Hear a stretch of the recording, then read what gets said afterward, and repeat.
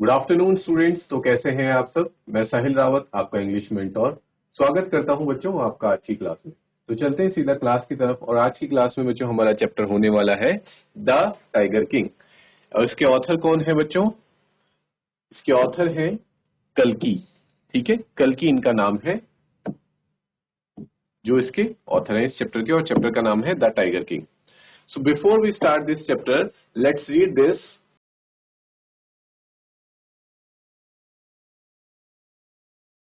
What is the general attitude of human beings towards wild animals?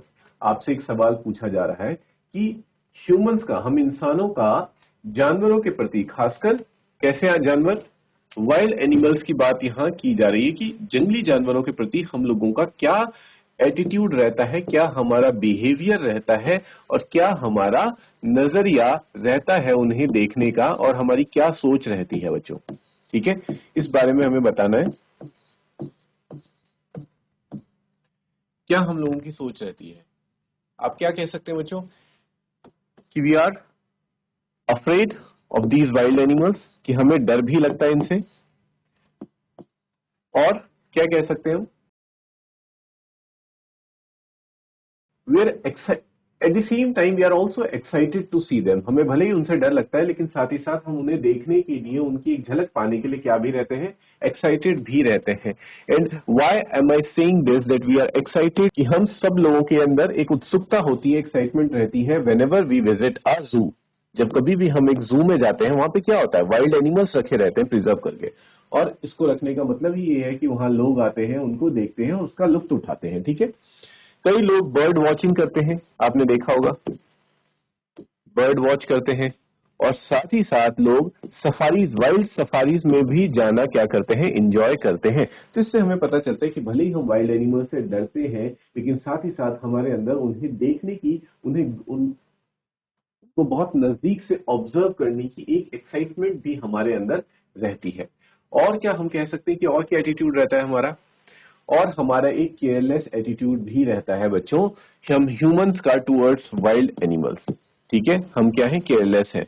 अब ये careless क्यों कह रहा हूं मैं, केयरलेस इसलिए क्योंकि whenever we are developing a state, a country और a place, we do not think about these wild animals. जब कभी भी किसी जगह की डेवलपमेंट होती है, वहां पे डेवलपमेंट का कार्य शुरू होता है, तो क्या होता है बच्चों, सबसे पहले जंगलों को ही काटा जाता है, जंगलों का सफाया किया जाता है। ठीक है, अब इस सफाए में बहुत सारे अनगिनत पेड़ तो कटते ही हैं, लेकिन हम इतना भी नहीं सोचते कि ये पेड़, ये जंगल आखिर किसका घर है। जैसे हमारे घर हैं ये, जिनमें हम रह रहे हैं, ये टाउन्स, ये सिटीज, ये फ्लैट्स, ये हमारे हाउसेज, ये हमारे घर हैं जहाँ पे हम ह्यूमंस रहते हैं। लेकिन जो जानवर हैं बच्चों कहाँ रहते हैं, वो जंगलों में रहते हैं, जंगल ही उनका घर है। तो क्या कभी हम जंगलों को काटते वक्त इस बारे में सोचते भी हैं कि अगर हम जंगल काट रहे हैं तो हम कई जंगली जानवरों का घर भी उजाड़ रहे हैं। ठीक है, that's why I am saying that we are also careless towards, we show the how an attitude. If यहाँ पे पूछा गया एटीट्यूड के बारे में, तो मैं कहूंगा कि हम एक केयरलेस एटीट्यूड भी शो करते हैं towards wild animals. Is this clear students? और आप क्या क्या सोच सकते हैं, वो सारी चीजें आप क्या करेंगे बच्चों, अपने क्लासमेट्स के साथ डिस्कस कीजिए। साथ ही साथ आप घर जाइए और ध्यान से इस बारे में सोचिए, पूरा टाइम लीजिए और सोचिए कि हम वाइल्ड एनिमल्स के टुवर्ड्स हमारा एटीट्यूड क्या रहता है। और हर व्यक्ति का एटीट्यूड इसमें अलग हो सकता है। सम ह्यूमंस, सम पीपल आर क्या, नेचर लविंग, एनिमल्स लविंग। ठीक है, कुछ एनिमल्स लवर होते हैं जो कि बहुत ध्यान रखते हैं इन बातों का कि एनिमल्स को नुकसान ना पहुंचे, नेचर को नुकसान ना पहुंचे, इन सब चीजों के बारे में ध्यान देते हैं। But most of us are careless, we do not think about all these things. तो इसी के साथ बच्चों स्टार्ट करते हैं हम अपने इस चैप्टर को। The Maharaja of Pratibandapuram is the hero of this story. जो ये स्टोरी हम रीड करने वाले हैं, इसके जो मेन कैरेक्टर है, या फिर आप कह सकते हैं जो हीरो है इस चैप्टर के, वो कौन होने वाले हैं। प्रतिबंधपुरम एक जगह है, वहां के जो महाराजा है वो इस कहानी के हीरो होने वाले हैं। He may be identified as his highness, और उनको लोग तरह तरह के नामों से पुकारते हैं। उनमें से क्या क्या नाम है, हिज हाइनेस कोई कहता है, कोई जमेदार कहता है, जनरल कहता है, खिलेदार मेजर कहता है, सत्त व्याघ्र समहरी कहता है, महाराज अधिराज विश्व भुवन सम्राट कहते हैं, सर जिलानी जंग जंग बहादुर, MAD, ACTC और CRCK, ये सारे तरह तरह के बच्चों नाम हैं, एब्रिविएशंस जो दिए गए हैं महाराजा की तारीफों में, उनके अलग अलग नामों से लोग उन्हें पुकारते हैं। But this name is often shorten to the tiger king. लेकिन इतने सारे नाम के बावजूद इन सबको शॉर्ट करके एक जो नाम बनाया गया वो क्या बनाया गया, टाइगर किंग नाम उनको दिया गया। Now let's move ahead. I have come forward to tell you why he came to be known as Tiger King. अब यहाँ पे ऑथर ये कह रहे हैं कि मैं ये कहानी इसलिए लिख रहा हूं क्योंकि मैं तुम्हें बताना चाहता हूं कि आखिर उस राजा का नाम, महाराजा का नाम टाइगर किंग क्यों पड़ा। I have no intention of pretending to advance, only to end in a strategic withdrawal. और मैं ये बताते हुए पीछे भी नहीं हटने वाला हूं, ये वो कहते हैं कि मैं ये चीज तुम्हें बताकर ही रहूंगा। Even the threat of a Stuka bomber will not throw me off track. वो कहते हैं कि अगर मुझे किसी बॉम्ब से उड़ाने का भी अगर मुझे थ्रेट दिया जाए, मुझे धमकी दी जाए, तो भी मैं पीछे हटने वाला नहीं हूं। The Stuka if it likes can beat a hasty retreat from my story. वो कहते हैं कि जो स्टूका, जो बॉम्बर है, वो मेरी कहानी सुन करके पीछे हट सकता है, हटना चाहे तो, लेकिन मैं पीछे हटने वाला नहीं हूं। रिट्रीट का मतलब होता है जब युद्ध के मैदान में आप कोई डर के मारे पीछे हटता है, अपने सरेंडर कर देता है या फिर अपने कदम पीछे करता है, उसको कहते हैं बच्चों रिट्रीट। और ये एक रूल होता है कि never retreat in a battle, की लड़ाई के मैदान में आप कभी पीछे नहीं पीछे हट नहीं सकते अपने दुश्मनों को। You can not show your back, ठीक है। Right at the start, it is imperative to disclose a matter of vital importance about the Tiger King. वो कह रहे हैं कि शुरुआत में ही मैं ये नहीं बता दूंगा कि क्या रहस्य है टाइगर किंग के बारे में। Everyone who reads of him will experience the natural desire to meet a man of his indomitable courage face to face. क्योंकि मैं चाहता हूं कि जो भी व्यक्ति इस कहानी को पढ़े उसके मन में एक डिजायर जागे, ठीक है, एक इच्छा जागे कि वो भी जाने इस इनडोमिटेबल करेज को रखने वाला ऐसा साहसी व्यक्ति के बारे में, साहसी व्यक्ति से फेस टू फेस मिलने की उसके अंदर चाहत जागृत हो। But there is no chance of its fulfilment. But ये चाहत जो है, ये डिजायर जो है, ये फुलफिल नहीं हो सकती। As Bharat said to Ram about Dashratha, the tiger king has reached that final abode of all living creatures. जैसे कि ये कह रहे हैं, जैसे भरत ने जब राम को संदेश दिया था कि उनके पिता दशरथ अब इस दुनिया में नहीं रहे, जहां पे जो फाइनल डेस्टिनेशन होती है हर एक लिविंग क्रिएचर की, जो भी पैदा हुआ है वो आखिर मृत्यु को क्या करेगा बच्चों, स्वीकार करेगा अंत में। तो वही चीज टाइगर किंग के साथ भी होगी है। ही हैज ऑल्सो डाइड, वो भी मर चुके हैं। In other words the tiger king is dead, यानी कि टाइगर किंग अब मर चुके हैं, तो उनसे मिलने की चाहत, डिजायर किसी की भी फुलफिल नहीं हो सकती है। यहां तक सभी स्टूडेंट्स को क्लियर है? Is there any doubt till here? Okay, very good.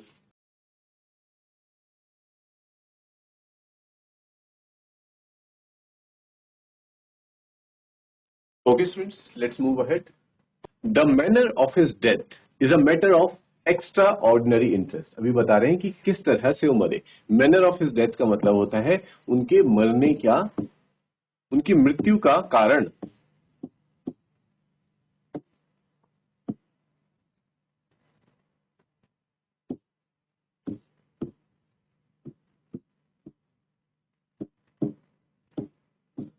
मृत्यु का जो कारण था वो एक matter of extra ordinary interest है, यानी कि उसको जानने में आपको सबसे ज्यादा क्या आएगा, रस महसूस होगा, इंटरेस्ट महसूस होगा आपको, ठीक है। सबसे रोमांचक बात वही है। It can be revealed only at the end of the tale. लेकिन इसको मैं शुरू में नहीं बता सकता, क्योंकि होता है ना बच्चों कि अगर शुरू में ही सारा सस्पेंस बता दिया तो फिर वो कहानी मजेदार नहीं रहती है, उसका कोई भी सारा मजा जो होता है वो खत्म हो जाता है। इसलिए ऑथर क्या कह रहे हैं कि मैं उस चीज को, कि वो किस तरह से मरे, उनकी मृत्यु का कारण क्या था, वो मैं शुरू में नहीं बता सकता। It can only be revealed only end of the tale. Reveal का मतलब होता है जागृत करना, ठीक है। ये जो रहस्य है ये कब जागृत होगा, इस कहानी के अंत में ये चीज आप लोगों को पता चलेगी। उसके लिए आपको इस पूरी कहानी को ध्यान से पूरे कंसंट्रेशन के साथ पढ़ना पड़ेगा।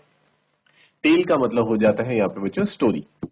ठीक है, स्टोरी यानी कि जो आपकी कहानी आप पढ़ रहे हैं उसके एंड में आपको आप जान पाएंगे कि जो राजा था इतना बहादुर होने के बावजूद, जिसकी तारीफें करते लोग थकते नहीं थे, तो उसकी मृत्यु आखिर कैसे होती है।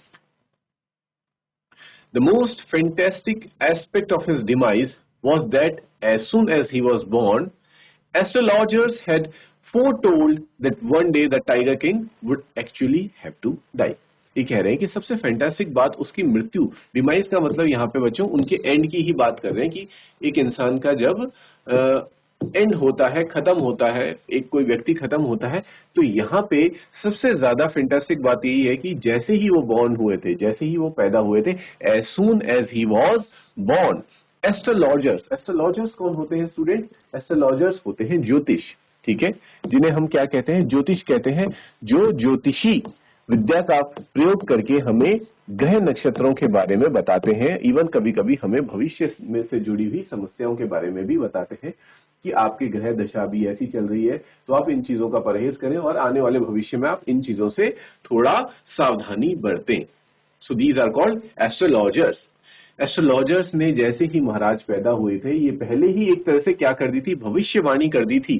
फोरटोल्ड का मतलब है बच्चों पहले ही किसी बात को बता देना, यानी कि भविष्यवाणी कर देना। भविष्य में घटित होने वाली घटना को पहले ही बता देना इज कॉल्ड भविष्यवाणी।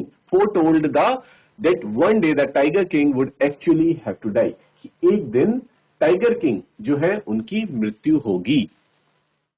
वैसे देखा जाए अगर बच्चों, तो ये कोई बहुत ज्यादा हैरानी वाली बात नहीं, क्योंकि एक दिन तो हर व्यक्ति की ही मृत्यु होनी है, तो इसमें इतना हैरानी वाली बात थी नहीं जितना इस चैप्टर में इसको बताया जा रहा है। लेकिन आप समझ सकते हैं धीरे धीरे आप जब चैप्टर में आगे पढ़ेंगे तो इसमें थोड़ा बहुत ह्यूमर यूज किया गया है, थोड़ा बहुत हास्य यूज किया गया है, नॉर्मल चीजों को थोड़ा क्या करके बताया गया, एग्जेजरेट करके बताया गया है। जैसे महाराज की ही बात कर लें, आप आगे आगे देखेंगे, मैं अभी रिवील नहीं करता, आगे जैसे हम इस चैप्टर को पढ़ेंगे तो आप खुद ब खुद इस बात को जान जाएंगे कि किस तरह से इस चैप्टर में चीजों को एग्जेजरेट किया गया है और सिंपल चीजों को बहुत बड़ा चढ़ा के दिखाया गया है। जैसे कि यहीं पे अगर हम बात करें किंग की मृत्यु की, डेथ ऑफ किंग, तो वो तो एक दिन सभी को आनी है। तो इसमें अगर एस्ट्रोलॉजर्स ने ये कह दिया कि टाइगर किंग एक दिन मरेंगे, तो इसमें कोई बहुत बड़ी हैरानी की वाली बात नहीं थी, क्योंकि अमर तो इस दुनिया में कोई नहीं है, ऑल आर इमॉर्टल। ठीक है बच्चों, we all are mortal, nobody is immortal, कोई भी अमर नहीं है, सबको मृत्यु एक दिन आनी है। तो अब ये एस्ट्रोलॉजर्स की ही बात को कोट करके बता रहे हैं, the child will grow up to become the warrior of warriors. ऐसा कौन कह रहा है बच्चों? ऐसा एस्ट्रोलॉजर्स कह रहे हैं कि जब ये बच्चा बड़ा होगा तो ये योद्धाओं का भी महायोद्धा बनेगा, हीरो ऑफ हीरोज, बहुत बड़ा, हीरो में भी सबसे बड़ा हीरो बनेगा, चैंपियन ऑफ चैंपियंस, चैंपियन में भी सबसे बड़ा चैंपियन बनेगा। बट यहां पर आकर के उनकी जो वाणी है उसमें विराम लग जाता है।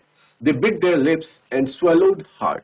कहते हैं ना कि वो अपने ही होठों को डर के मारे काटने लग जाते हैं, और जब हम बहुत डरे होते हैं तो हम क्या करते हैं, वैसे हमारा जो गला है वो क्या करता है बच्चों, घूटता है अंदर की तरफ हमारे ही सलाइवा को, तो उस तरह से उनका गला सूख जाता है ये बात बताते हुए। और वो बात क्या थी? When compelled to continue, जब उनको जोर देके जबरदस्ती बोला जाता है कि वो अपनी बात को विराम ना दें और आगे की बात को पूरा बताएं, कंटिन्यू करें। The astrologers came out with it. Astrologers क्या कहते हैं? This is a secret which should not be revealed at all. ये एक सीक्रेट है, ये एक रहस्य है जो कि बताया नहीं जाना चाहिए, रिवील नहीं होना चाहिए, जागृत नहीं होना चाहिए। And yet we are force to speak out. लेकिन हमें क्या किया जा रहा है? जोर जबरदस्ती से हमें ये बुलवाया जा रहा है, जबकि हमें ये बोलना नहीं था। The child born under this star will one day have to meet its death. वो कहते हैं कि जो बच्चा है, जो शिशु पैदा हुआ है स्टार के अंदर, तारीख या फिर हम कह सकते हैं उस टाइमिंग में जो पैदा हुआ है, वो उसको एक ना एक दिन मृत्यु को फेस करना पड़ेगा, मृत्यु का सामना करना पड़ेगा। और इसमें बच्चों कोई बहुत बड़ी बात नहीं थी, हम एज अ रीडर समझ सकते हैं कि हर व्यक्ति को एक दिन मृत्यु का सामना करना ही है। और वो बात अलग है कि कोई पहले करे कोई बाद में करे, सबका अपना टाइम ड्यूरेशन होता है इस दुनिया में। ठीक है, यहां तक आई होप आपको क्लियर है। हमने देख लिया कि किस तरह से जब बच्चे का जन्म होता है एस्ट्रोलॉजर्स राजा के यहाँ आते हैं और वो एक भविष्यवाणी करते हैं।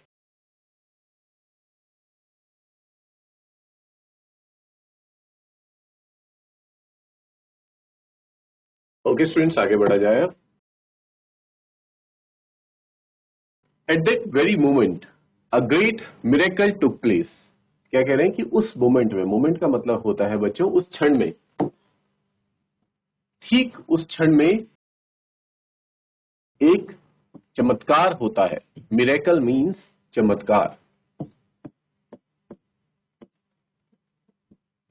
एक चमत्कार होता है, और वो चमत्कार क्या था? An astonishing phrase emerged from the lips of the 10-day-old Jilani Jung Jung Bahadur. O wise prophets. क्या कह रहे हैं बच्चों? एस्टोनिशिंग फ्रेज मतलब, एस्टोनिशिंग का मतलब होता है सबको हैरान कर देने वाला, सरप्राइज करने वाला, सरप्राइजिंग। सबको हैरान कर देने वाले कुछ शब्द, फ्रेज हम कह सकते हैं, कुछ शब्द किसके मुंह से बाहर आते हैं? जिलानी जंग जंग बहादुर, यानी कि वही बच्चा जो उस वक्त पैदा ही हुआ था, उसे पैदा हुए कुछ ही दिन हुए थे। और वो क्या कहता है? वो फ्रेज क्या थे, वो शब्द क्या थे? ओ वाइस प्रोफेट्स, यानी कि हे महान साधुओं, प्रॉफिट्स हम उन्हें कह सकते हैं, जो भी साधु या ज्योतिष उनके राज दरबार में आए हुए थे। तो उन्हें कहता है हे महान साधुओं। Everyone stood transfixed in stupefaction, they looked widely to at each other and blinked. सब लोग क्या हुए बच्चों? ट्रांसफिक्स यानी कि जिस जगह में थे उसी जगह में फ्रीज होकर हैरानी से खड़े हो गए। दे लुक्ड वाइडली, और सब एक दूसरे को बिना पलक झपकाए देखने लगे कि ये क्या अचानक से चमत्कार हुआ। वो आवाज फिर से आई, O wise prophets, it was I who spoke, कि हे महान साधुओं, ये मैं हूं जो बोल रहा हूं। This time there were no grounds for doubt, और इस बार किसी को बिल्कुल भी डाउट नहीं हुआ कि आवाज कहां से आ रही है। It was the infant. Infant बोलते हैं बच्चों एक नवजात शिशु को जो अभी ही पैदा हुआ हो कुछ वक्त पहले। इन्फेंट मीन्स नवजात शिशु। A child who is just of few days, born just 10 days ago। हमें बताया भी जा रहा है कि उसको पैदा हुए अभी सिर्फ मात्र 10 दिन ही हुए हैं। Who had enunciated the words so clearly, जिसके द्वारा ये शब्द बोले गए हैं वो भी बहुत साफ आवाज में। यहाँ देखो लिख रहे हैं कि क्लियरली, ये बिल्कुल साफ शब्द उसके मुंह से बाहर निकले हैं। द चीफ एस्ट्रोलॉजर, जो ज्योतिषों में भी सबसे चीफ थे, जो सबसे मेन एस्ट्रोलॉजर थे, टुक ऑफ हिज स्पेक्टिकल्स, उन्होंने अपने चश्मे हटाए and gazed intently at the baby, और उस बच्चे को बहुत ही ध्यान से देखने लगे। द चाइल्ड कंटिन्यूज टू से, और बच्चा क्या कहता है आगे? All those who are born will one day have to die. जो कोई भी पैदा हुए हैं उन्हें एक दिन तो मरना ही है। We don't need your predictions to know that, और हमें आपके प्रिडिक्शंस की जरूरत नहीं है ये जानने के लिए, आपकी भविष्यवाणी की इस बात की कोई आवश्यकता नहीं है ये बताएं आप कि एक दिन मेरी मृत्यु होगी, क्योंकि वो तो होना निश्चित है। There would be some sense in it if you could tell us the manner of the death. इस बात में कोई सेंस नहीं है कि आप ये कह रहे हैं कि मेरी एक दिन मृत्यु होगी। सेंस इस बात पे है, यानी कि आप कह सकते हैं मुख्य बात ये है कि अगर आप ये बता दें कि मेरी मृत्यु का कारण क्या होगा।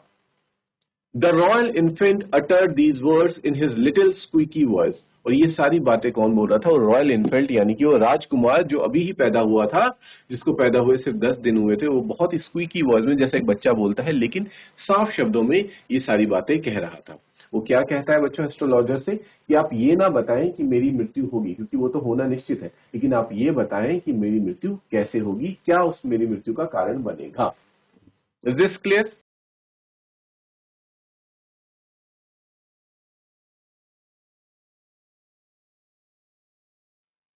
ओके स्टूडेंट्स, आगे देखते हैं। The chief astrologer place his finger on his nose in a wonder. जो चीफ एस्ट्रोलॉजर थे वो हैरानी में अपनी फिंगर को अपने नाक पर रखते हैं। A baby बेयरली 10 days old opens it's lips in speech, और वो ये कहते हैं कि एक मात्र 10 साल का बच्चा अपना मुंह खोल रहा है और बोल रहा है नॉट ओनली दैट, और सिर्फ इतना ही नहीं, it also raises intelligent questions. और जो सवाल पूछ रहा है वो क्या है, एक फालतू का सवाल नहीं है बल्कि एक बहुत ही इंटेलिजेंट क्वेश्चन है। इनक्रेडिबल, यानी कि बहुत ही हैरानी की बात है, ये बहुत ही अतुल्य बात है। Rather like the bulletins issued by the war office than facts, यानी कि ये सिर्फ एक फैक्ट नहीं है बल्कि एक बुलेटिन की तरह है, जो कि कौन कहां से आया है, जैसे कि वॉर ऑफिस से बुलेटिन्स आती हैं, खबरें आती हैं, ये वैसा है, ना कि कोई फैक्ट्स है। The chief astrologer took his finger off his nose and fixed his eyes upon the little prince. अब चीफ एस्ट्रोलॉजर जो थे वो अपनी फिंगर को अपनी नाक से हटाते हैं और अपनी नजरों को किस पे बनाए रखते हैं, उस प्रिंस पे, उस राजकुमार पर बनाए रखते हैं। The Prince was born in the hour of the bull, और फिर बोलना शुरू करते हैं कि जो राजकुमार है ये कब पैदा हुए हैं, ये उस घड़ी में पैदा हुए हैं जो कि किसका है, बुल का है। The bull and the tiger are enemies. Bull आपको पता है बच्चों, जिसे हम अपनी लोकल लैंग्वेज में क्या कहते हैं, सांड भी कहते हैं, ठीक है। और जो बुल होता है और एक टाइगर होता है, ये दोनों आपस में क्या है, माने जाते हैं, they are considered to be enemies of each other, ठीक है, एक दूसरे के दुश्मन माने जाते हैं। Therefore death comes from the tiger, इसलिए वो क्या कहते हैं कि जो इसकी मृत्यु है ये कहां से आएगी, ये एक टाइगर के थ्रू ही इनकी मृत्यु होगी।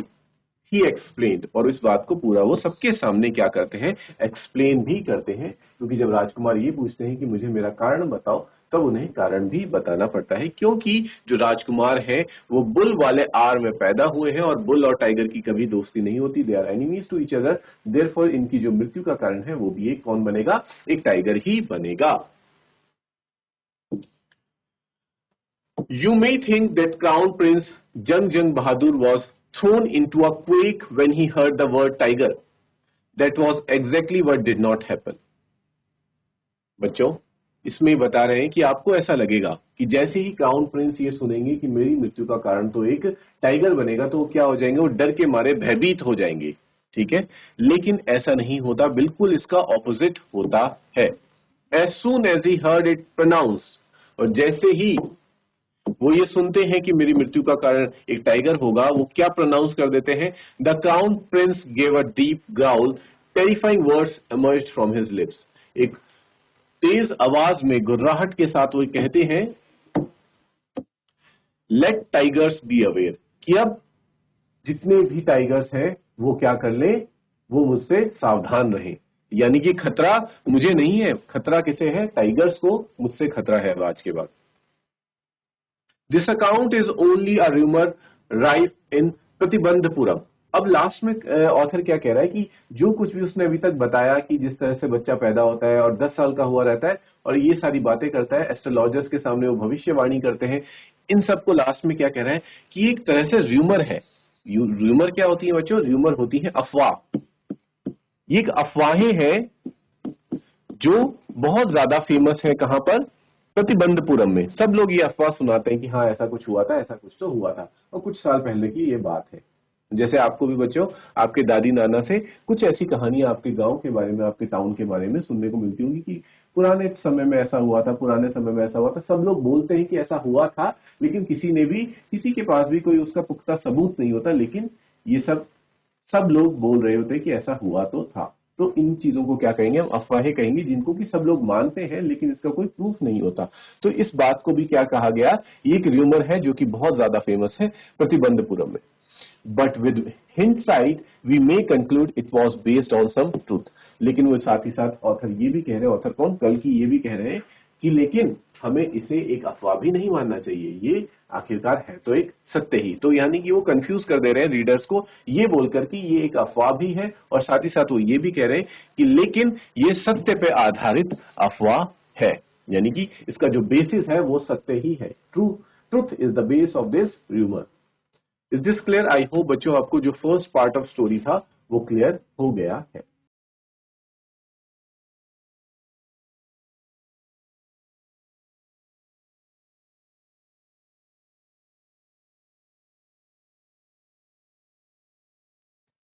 Okay, students, now let's continue the second part of the story. Crown Prince Jung Bahadur grew taller and stronger day by day. जो क्राउन प्रिंस थे जंग बहादुर जिनका नाम था, वो धीरे धीरे क्या हुए, बढ़ते गए और बहुत ज्यादा स्ट्रॉन्ग दिन ब दिन होते गए। No other miracle marked his childhood days apart from the event already described. और ऐसा कोई खास चमत्कार उनके चाइल्डहुड डेज में नहीं हुआ जो कि पहले ही डिस्कस किया जा चुका है, वही एक बड़ा चमत्कार उनके चाइल्डहुड डेज में हुआ था। The boy drank the milk of an English cow, was brought up by an Englishman, nanny, tutored in English by an Englishman, saw nothing but English films। अब वो बता रहे हैं क्योंकि उस वक्त जो राजकुमार जितने भी राज परिवार थे, उस टाइम ब्रिटिश रूल चल रहा था, तो वो ब्रिटिश चीजों को बहुत ज्यादा फॉलो किया करते थे, इंग्लिश चीजों को बहुत ज्यादा फॉलो किया करते थे। तो कह रहे हैं कि जो राजकुमार थे वो हमेशा सिर्फ और सिर्फ जो इंग्लिश काउ थी उसी का दूध पीते थे। उनका जो पालन पोषण किया था वो भी बच्चों एक इंग्लिश नैनी के द्वारा किया गया। उन्हें पढ़ाने वाले टीचर भी एक इंग्लिश मैन थे और वो सिर्फ और सिर्फ इंग्लिश मूवीज ही देखा करते थे।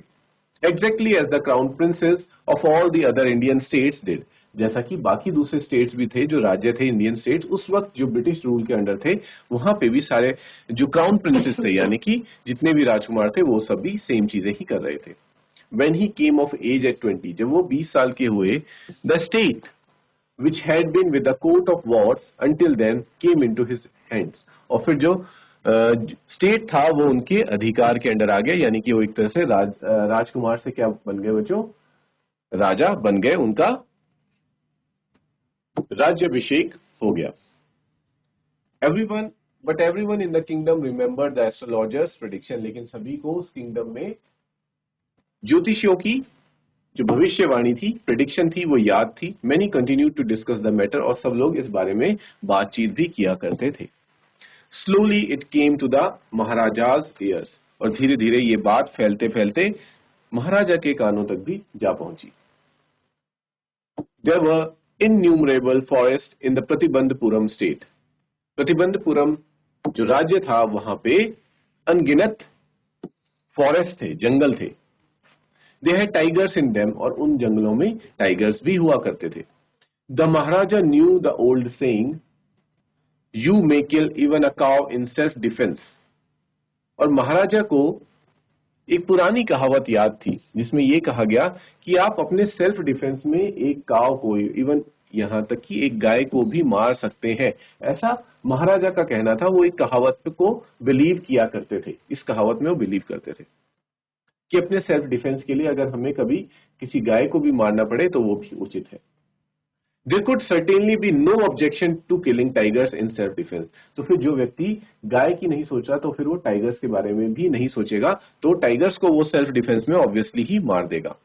The Maharaja started out on a tiger Hunt, और महाराजा एक टाइगर हंट शुरू कर देते हैं जिसमें वो अपने राज्य के जंगलों में जितने भी टाइगर्स थे उनका एक तरफ से खात्मा शुरू कर देते हैं। सो स्टूडेंट्स, आज की क्लास को हम यहीं पे पॉज करते हैं, यहीं पे विराम देंगे। We will meet in the next class and continue this chapter. Till then students, take care, have a good day and thank you students.